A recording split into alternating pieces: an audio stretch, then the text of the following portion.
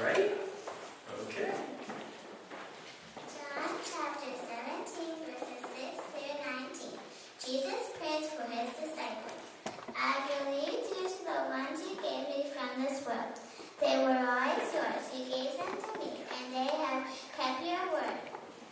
Now they know that everything I have is a gift from you. For I have passed on to them the message you gave me. They accepted it and know that I came from you, and they believe you sent me. My prayer is not for the world, but for those you have given me, because they belong to you. All who are mine belong to you, and you have given them to me. So they bring me glory. Now I am departing from the world. They are staying in this world, but I am coming to you. Holy Father, you have given me your name. Now protect them by the power of your name, so that they will be united just as we are. During my time here, I protected them by the power of the name you gave me. I guarded them so that not one was lost, except for the one headed for destruction, as the scriptures foretold. Now I am coming to you. I told them many things while I was with them in this world, so they will be filled with my joy. I have given them your word, and the world hates them because they do not belong to the world, just as I do not belong to the world. I'm not asking you to take them out of the world, but to keep them safe from the evil one. They do not belong to this world anymore, than I do. Make them holy by your truth. Teach them your word, which is the truth. Just as you sent me into the world, I am sending them into the world. And I give myself as a holy sacrifice for them, so they can be made holy by your truth. Here ends the reading.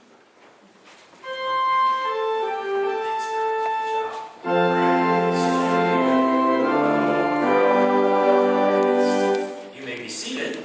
I'm going to invite Ellen and Dana to come down front. While they do, good news for you. You don't have to listen to me today. And it was just really kind of a weird week. I'm usually working on my message throughout the week, and it's like, wow, this is really odd. I don't have to do anything. Well, we have a really special opportunity this morning, having Ellen here, and Dana is going to actually do her introduction here real quick. So I'm going to hand the mic over, and while she does that, I'm going to hop over the pews. So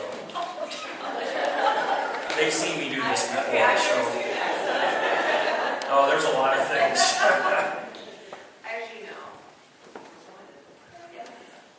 As you know, I'm involved in the Ohio Scholarship Program. And this year I'm privileged again to have from Miss Ohio, Ellen Bryan, Miss Ohio 2011. And her co-hostess is also here with us, Marnie Weisel. And this is her second Miss Ohio in the few years she's been here along with me. And so today, Ellen's going to talk to you about her trip to Haiti, her platform, and I'm not going to tell you about her platform. It's very touchy and very personal, and I don't want to ruin it. And she's only got 4.5 weeks till we have to give her up. But it's been a wonderful time. I've chaperoned all the time she's been in Mansfield, and she's stayed at Marlene, so we have had a wonderful, wonderful girl. And I'm going to give it over to you. I mean, she got through that without crying. I'm very impressed. Thank you very much. Check it off here. There we go. So you can see. Well, thank you very much for letting me be here today, Pastor Jeff, for having me, Dana, for bringing me in. We've sat at appearances recently in Mansfield in the last 3 months, because Dana goes out and chaperones me. And we've got teary-eyed at different appearances thinking, oh, the end is coming. So it is kind of hard to see this job go. But I'm just delighted to be here with you today to share. At first I thought maybe we'd just talk about Haiti. And then when we talked on the phone the other night, I've been going around to several different churches and talking about my faith journey. And I would like to share that with you today too. So if you'll go with me back to my childhood, if we'll hit the first slide. I'm the youngest of 3 girls, so I'm the little one with the open mouth and looking like I have no idea what's going on. I had 2 older sisters who were just great role models for me, great examples. We never fought. You might think a family of all girls fought, but My oldest sister, Christina, was so easy. She was really relaxed and easygoing. So our family, family was so important to me from growing up. And that's my entire family. My dad, his 4 ladies around him. We moved to Ohio when I was in the 1st grade. But before that, when we would go to church, it was always a family thing. And I'll say when I was young, I thought of church as, well, you sit through church so you can have the donuts afterwards. That's what I went to church for. If I was good at church, you got a donut. So it was a good reward system, right? If we go to the next one, it's a picture of my first communion. And I'm not only the youngest girl in my family, I'm the youngest cousin on both sides of the family. So I was always the last one to do everything.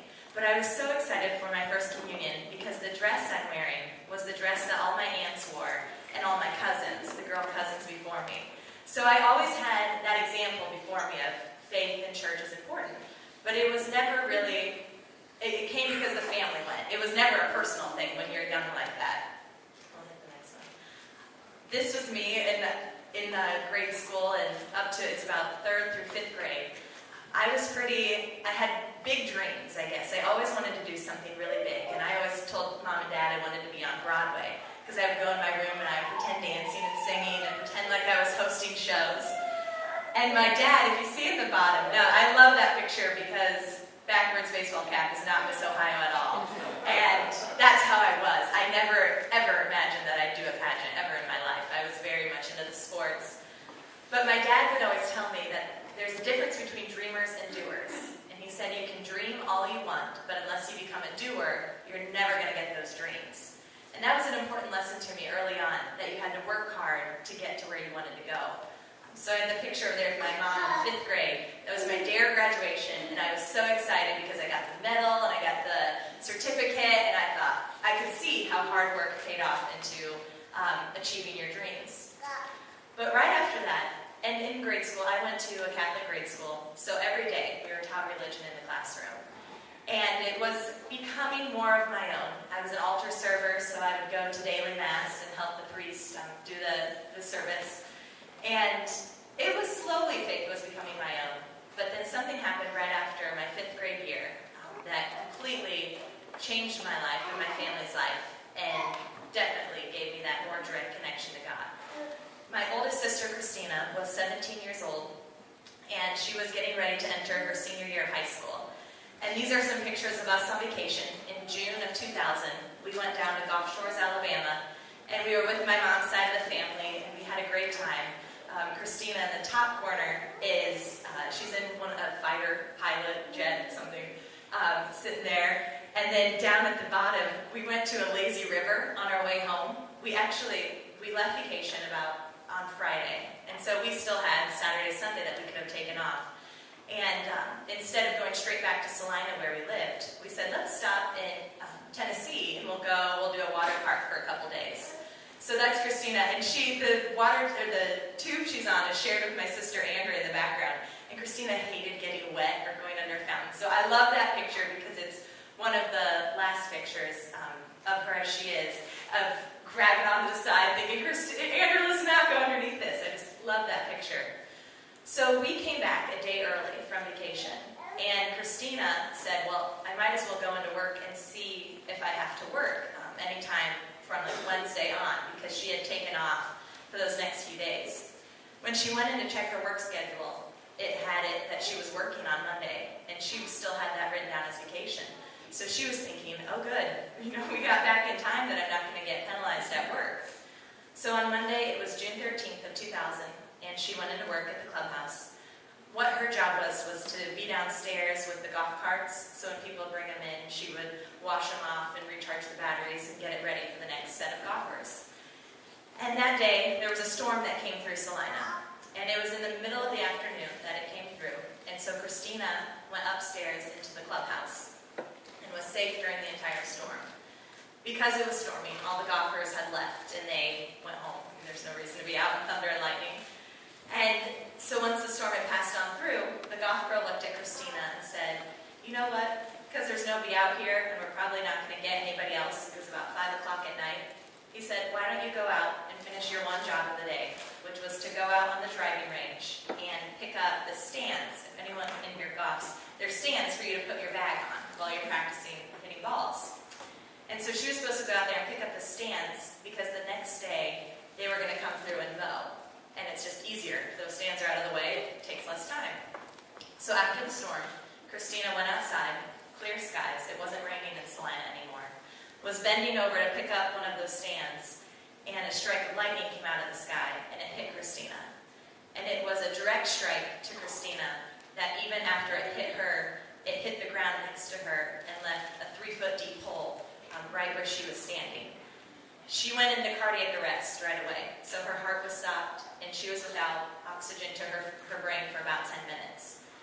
Luckily, 2 golfers went out at the time, and they saw it all happen. And they ran over, and they picked up Christina, and they brought her to the front of the clubhouse, and they called the paramedics right away.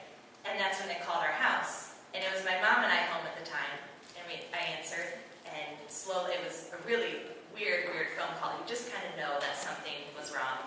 And so my mom and I go speeding through, and we're calling my dad and my other sister to come to the hospital.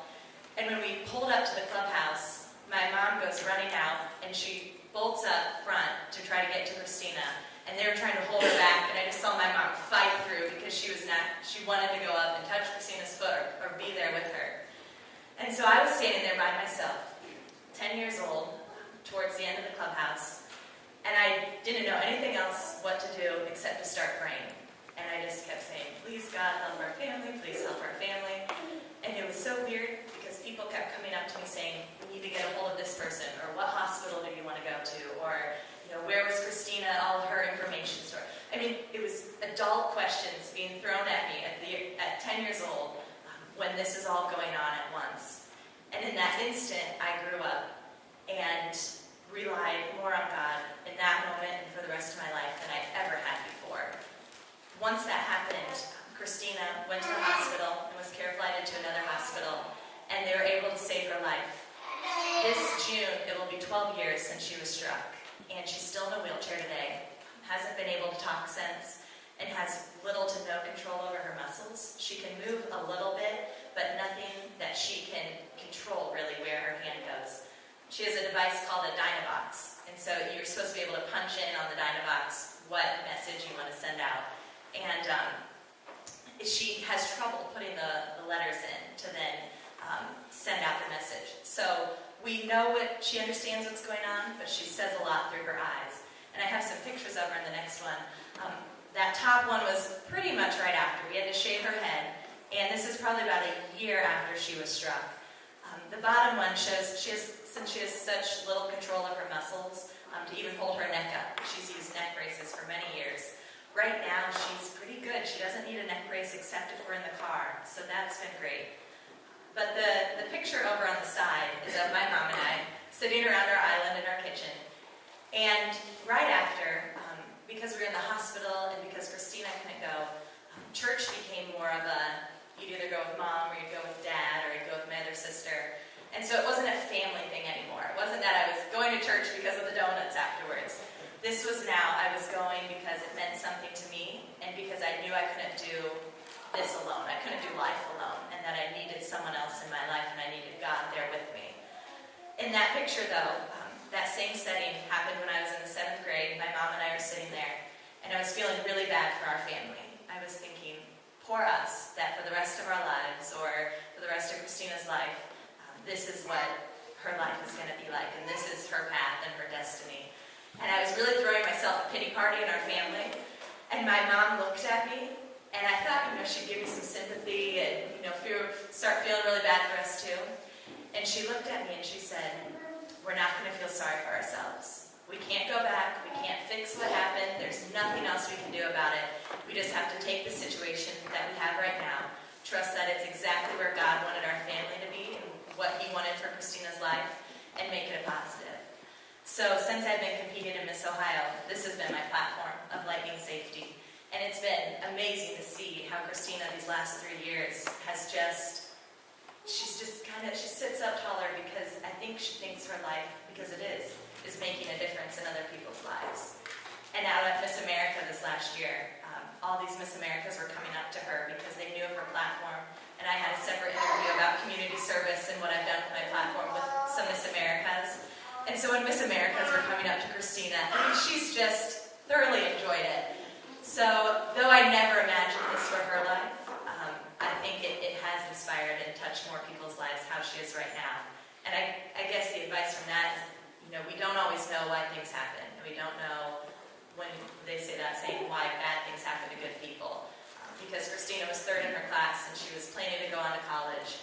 But now, this is her life. And there is a purpose and there is a reason that she is like she is. This is how she, it's her bicycle. So she comes with us everywhere. This is on vacation then. You just push her from the back and the handlebars are at the back of her wheelchair. And then this is me in high school. I said that faith had to become more, I guess it used to be a horizontal relationship with the whole community and everybody worshiping together. And I started to make this vertical relationship with me and God. And I started volunteering more. I was an altar server, but then I became a lector, mainly because Christina was a lector and I wanted to read too. You guys did an excellent job today, by the way. That's very good. And I also joined the church choir. And until that point, I would get really nervous talking in front of people or singing in front of people. And it was in the church choir that I really started finding my place and finding that sense of peace and purpose and being okay being in front of people. When I went off to college, the first couple of years it was, we'll go back one, sorry. The first couple of years I wanted to kind of back away and I was in so much my senior year of high school, I was really overwhelmed. So when I went to college, I thought, okay, I won't get involved in this church, I'll just keep going back home. And I went back and was part of more of my home church, and I was close enough in school I could travel back and forth. But in my senior year, at the very beginning, they were asking for people to come join the choir. And I said, okay, finally, I felt like I was okay being at school all the time now. So I joined the choir, and they also announced that they were going on a mission trip to Haiti. And I thought, okay, I'll go on that mission trip to Haiti too. I'll just, we had to go through an interview process, and I thought, well, I'll try the interview, and if it's meant to be, it's meant to be. While this is all going on, I was also competing for Miss Ohio from my sophomore year to my senior year. My professor recommended it in college, and I was very much against it still. I thought, I'm not a pageant girl, I'm the girl with the baseball cap. And he thought it might be a good thing for my career, because I'd like to do TV news. So I said I'd try it. And I had been to Miss Ohio twice by my senior year, and I had placed in the top 5 both times. And I'm kind of competitive, I'm very competitive. And it had paid for my college education by that point. I had maybe a few $1,000s left to cover for my senior year, and I figured I'd get that covered in the last year. But there was something more to Miss Ohio that I thought, just the year and what you can do, it's so much more than just the week of the pageant. The going out and being a role model and speaking and just everything you get to do. The Children's Miracle Network Hospitals is our national platform.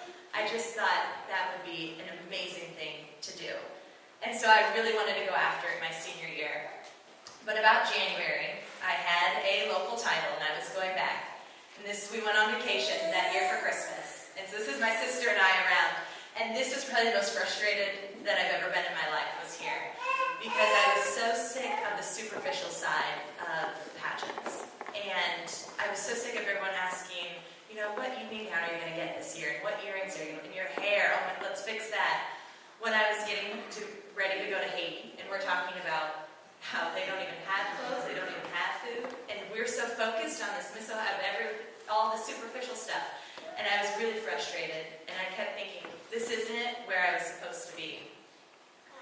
So I just got closer in church, I guess. And this is all pictures from choir. I joined a Bible study then. I just kept thinking, okay, I was in Miss Ohio because I had that local title. I had no other option. I just kept saying, God, this is the path you want me on. Put me on this path. And if not, don't let me win. We'll do something else after June. So I went to Haiti then in March while this is all going on. And this is us going down. We took boxes and boxes of supplies for the schools.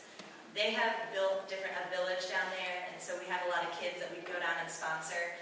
But our main goal when we went down was to go into the schools, and we did little projects with them. And they also had this room full of supplies that then, they had computers that someone sent down.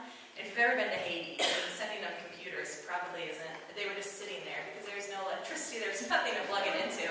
And they were all just rotting. They were so dusty. It looked like they had never been touched. And I think they'd even broken years before. But there's no place to throw the garbage when you're there except on the streets. And so we collected these computers and were able to bring those back to, and really just cleaned out their storage unit for them. When we went though, we flew down to Florida, and we had so much trouble with our flights. But we were supposed to stay overnight at this airport before we flew out to Haiti in the morning.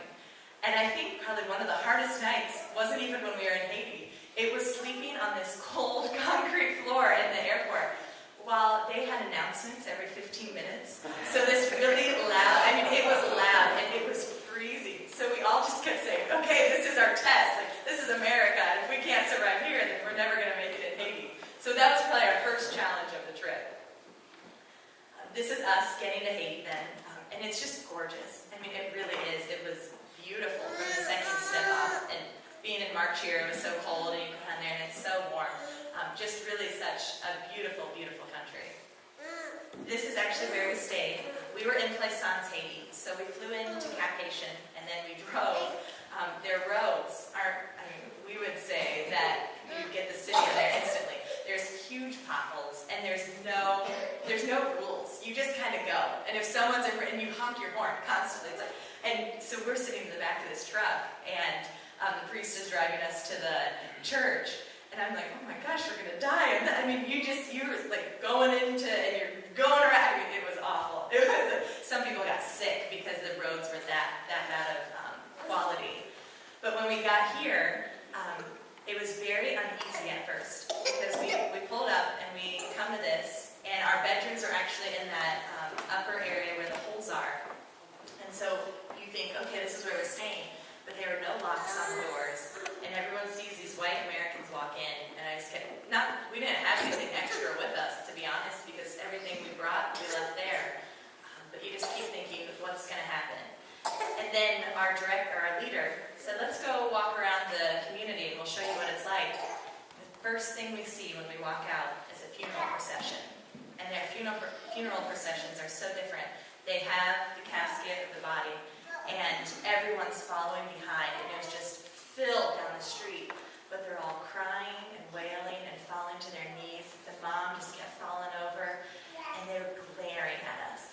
We jumped off the side as they were going by. And so what do? You just stand there and kind of watch, and you wanted to avert your eyes. And it just felt like we were so not welcome there. And that first night and that whole first day, it was like, what are we doing here? They don't want us here. And this is a whole different community, a whole different culture that I don't even understand. And it was very unsettling. Every single night, I went to bed holding my rosary, just praying, like, just get me through the night, because I was so unsettled while we were there. The very next day, our first day, we're getting ready to go out to the school for the first time. And this man right here was the groundskeeper at the church that we had stayed at. And I took a picture with him because I'm from Salina, Ohio, and Marion Local is the school in Bryan right next to where Salina is. And he has a Marion Local track shirt on from 06, and I graduated high school in 07. And a lot of the community down there where we stayed, there's a lot of my home county. We send a lot of stuff down, or they help build the villages. They also have this sister parish down there. But on the back it said Schwieterman. It was one of my friend's shirts.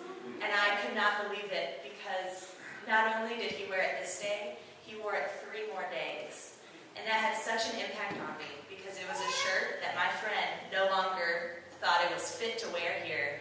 And yet it was what he wore half the time that we were down in Haiti. He had to wear this shirt that we had said, oh, this isn't any good, let's send to them. And so I even took a picture of the back of it, and I showed it to my friend once I got back, and I said, look where your shirt is and what it's doing. And I guess it shows that our stuff really does get down there, but also how much we take for granted here too. This is the village where we would go. We'd kind of go, it's like through the jungle, and we would go down there every day. It's way behind the trees there. It's a series of different houses that they built for the poorest in the community. And we'd always go down there and we'd play with the children. And to be honest, being the youngest, I've never been really, really comfortable with children. And then after all this happens and you're already feeling uncomfortable there, some people could just go right on in and just take the kids up. I, at first, had a little bit more trouble with that. And so since I was a videography major, broadcast major, I had my video camera, and I ended up just taking video of the entire experience. This was us in the school where we're cleaning out the supply closet.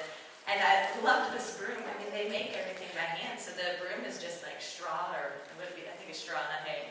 And just tied it to a stick that they found. And that's what we were supposed to clean it out with. And I thought, this is going to take forever. And it did take forever as we were getting rid. And all that down there on the bottom of the, it's not very clear, it's all just junk. It's all junk that they don't know what to do with. And that we just kind of traded out new crayons for these old crayon boxes or old paper that they had. It was just a bunch of junk. And we were bringing down stuff that you would never use in a school here. This was some of the schools that we went to.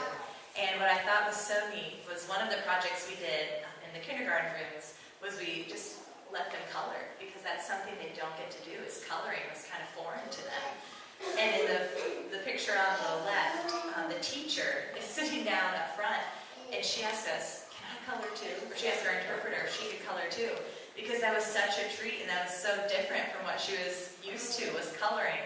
And that again, I mean, that's what we do from when early on, is to find a box of crayons and a thing of paper is nothing. So I thought that was really interesting. This was the kitchen that we got to watch people cook in, one of the girls in the village. And that was part of the trip, was that we were going down for the schools. The other part was that we were going down just to experience the Haitian culture and see what it was like and see the differences. So this was one of the kitchens that she uses, and just in the back she'll make a small fire, and everything else was by her hands. Like even opening cans, she had one knife. She worked with one knife in her hands, and that was it to make the entire meal. This is the market where you buy everything, and this is where I became a vegetarian. Because I always was pretty good, I thought, about eating until I got there. And there was one day, this is our second day there, there was a little goat tied up outside when we left. And that night for dinner we had goat. And I was like, oh, it just put the connection too close. And then we went to the market, and all their meat was sitting out, and it had flies and that all over it. And I was like, I cannot eat anything. So for the rest of the trip, they called me Skippy, because I only eat peanut butter. Because it came from a jar. They had Jif. And once I went through the Jif jar, then they brought out a Skippy jar, and I basically lived off peanut butter while we were down there, and everyone made fun of me the whole time. Some of them were more adventurous, but I just kept thinking, oh my gosh, do you remember that meat in the market? And even when I came back to America then, it was like, okay, that was just too much for me to see, that I, to this day, have been, this year it's been on and off, and now I'm probably more vegetarian than not. So this really changed my life. And a lot of people, they make fun of me for it when we were sitting down at dinner, and they'd always, the priest kept throwing different food. Don't you want to eat this? I'm like, no, peanut butter bread is good for me right now. So the market is insane though, because everything's just sitting out, and at any moment you can just, I mean, one woman, how she exchanged the money, she probably had hundreds of dollars in her purse, sitting on her lap, looking at all of her stuff, and you just come up, because we needed to exchange money. And she just kept pulling money out of this purse that she had on her lap. I mean, it was just so simple. Everything that they had was nothing. There were no receipts, nothing like that. You were lucky enough to figure out how much you owed them and how to exchange it. And they were really protective of their stuff in the market too. That was another place where I felt very uneasy, because you didn't want to misstep. One of my friends who came down she was a photography major in school. So I just think this is one of the most incredible photos. I think she should turn it into like National Geographic or something. This is a woman that we saw in the market just sitting there, and that's all she did all day, was just sit there. I visited a house, we did house visits, and the mom and the dad, they didn't sat there all day. And their son had learned some computer skills, and he was the only one making any money for the family. And he even said how sad it was that he couldn't bring in enough, and they didn't have enough. And to this day, he is on Facebook, so he'll contact me on Facebook. And now that's a family that I host and that I send money down to, because I just couldn't believe that this guy who was my age was trying to take care of the entire family there in this situation, and that hit me harder than anything else. This was us doing laundry. They do everything by hand down there. There's no such thing as a washer, and it was hard. I mean, I couldn't scrub hard enough to get the clothes clean. This is Manuelita actually cooking, so that's with her hand. She's making rice, I think, rice and beans. This is the kids, and this was Val who took the pictures. They were so good with the kids. And as the kids just loved, in the village, they came up to you and they cling on you and they hang, and that was really neat, that they didn't see it as black and white or that we were different. The people in the village were really the reason why I felt settled eventually. Just another picture of us standing up on, that's one of the houses in front of the house, a window there, and some of the other people who went on the trail. This is the church we went to, and what I thought was the neatest thing ever was that we would go to daily mass, and even though it was in another language, you knew everything that was going on. And that was very settling too. It was like, okay, I know I were here, and it was just comforting to be in church. This is us. Mike was so good with the kids. He sponsors like 3 kids down there now. And then we tried coconuts over there. And the guy who's sitting next to me is he was our interpreter, so we were able to know what they were saying and what everybody else, when we went to the market to exchange money and things. But one, I have hand sanitizer because I was hand sanitizing the whole time. I think my other expression is because that was the moment that the interpreter declared his love for me. And I was like, is this common in this country? Like, I didn't know what to do. So then the rest of the time, everyone was making fun of me for that too. And I was like, oh, the whole time. So they were like my buffer in between there. He was a very nice guy though. And they also taught us how to dance. So I think this is the kupa. So we were dancing and they had a good time. They were fun. This is just another one of those incredible pictures. We called her the village baby, and she just cried all the time. She's so cute. And but she was also adorable, and I think that we've used that picture more than any other because this girl is just so precious. They loved cameras too. And that was us down in the village. Just such an amazing country. I mean, it's so beautiful to then have so much devastation within it. And on the streets, I mean, you'd walk in urine because they didn't have a place to go to the bathroom, and there's trash that you're walking over constantly. And you come back to America, and we talked about survivor's guilt, or first thing I did when I came home and I got into my dorm, and we had trouble getting home, our flights, because they don't have computers, so, they have one computer, I think, in the whole airline system. We didn't get on a flight because they were like, oh, you're not booked for this one. We're like, oh my gosh, when are we going to get out of here? Like, it was kind of scary because there was no way that we could communicate back. So it took us 3 extra days to get back to Indiana. I went to Ball State University. And when I got into my dorm room finally, I just looked around and I was like, I don't want any of this. It means nothing. And the picture frames, more than anything, I thought, why do I even have picture frames? Like, what purpose is that even serving right now? What did that money go to other than to put a picture in a nice little frame? And for the entire next probably month, and even carrying over into Miss Ohio, it was like, what does all this mean? What do the gowns and everything mean? And I chose my talent song, The Circle of Life, because of my trip to Haiti. And so when I was on stage at Miss Ohio, I was just singing back to our experience in Haiti and that whole mission trip that we went through. Oh, this is pretty dark. You can kind of see my head turn around. So I did graduate then, a few months later, and I graduated from college. There's another, I think the next one is a little bit brighter. Those are my parents. And I had 4 weeks until Miss Ohio. And I hadn't applied anywhere else, and I said I'm going to put everything into Miss Ohio. And just see, there's no other better place to see what God wants for your life than when you're putting your entire life in 6 people's hands and somebody wins, and it's kind of up in the air. Like, who knows who they're going to pick? So I really thought it was just completely in God's hands if this was the next path for me. That was the moment that really changed my life. Right before we went up for that crowning moment, I was downstairs, and my gown, since it was liquid beaded, had to be in a separate room. It was on a washer and dryer set, and nobody else was in this room, and so I walked back, and it was probably the one moment after I made top 5 that I was alone, and I just said a quick prayer. And as I'm putting my gown on, I said, Dear God, I know I said I would go wherever you want me to go, and I finally had understood what giving your life to God means, and saying, you use me for whatever you so I said, hey, I said I'll do whatever you want me to do, but I really think this is our next best step. Can't we do this, please? And then, but I'll do whatever you want. I ended it with that. And then we went up, and this happened. And the very next picture that we have, I love this because this is the second picture that anyone snapped right after I won. And it's instantly, I think I was saying so many things like, thank you, but also please help me and don't leave me this year. And I know I said I wanted this, but I'm not sure really what we're getting into. And I love that. I love that that was my first reaction, was to just go, whew, okay, let's do this. So, you can go next slide. So the whole year, I felt like, because I did just say, this would be God's work if I did this, if I became Miss Ohio. The things I love the most are working with Children's Miracle Network and meeting the people. And now this is my third church to be in this week to talk.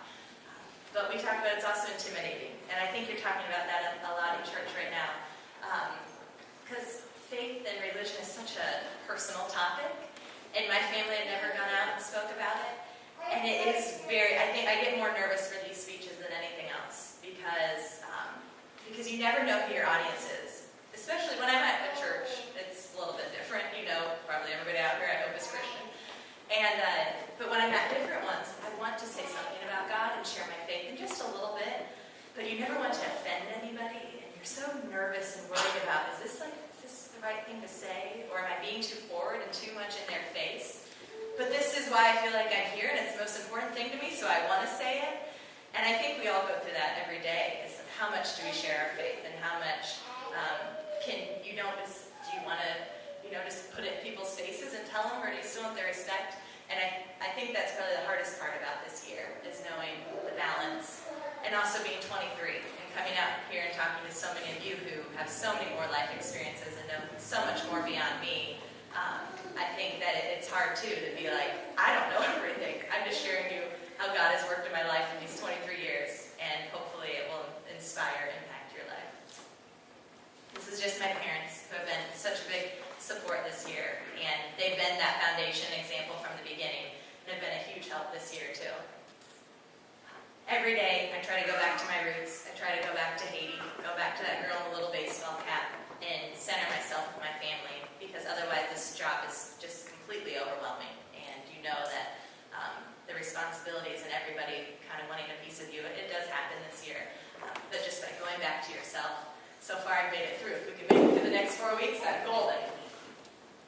And this was just a photo shoot I did, the last picture, because those are all the years that I did Miss Ohio in my left hand, and then that was the Miss America picture in the right. So it has been an incredible journey, and I hope that that you will take something from this today. I will be around afterwards. I have some autograph photos too, and I have the crown and sash. I don't like to wear it in church, but I do have it. If you want proof that I am Miss Ohio, I do have it. But thank you very much for having me today. I really appreciate it.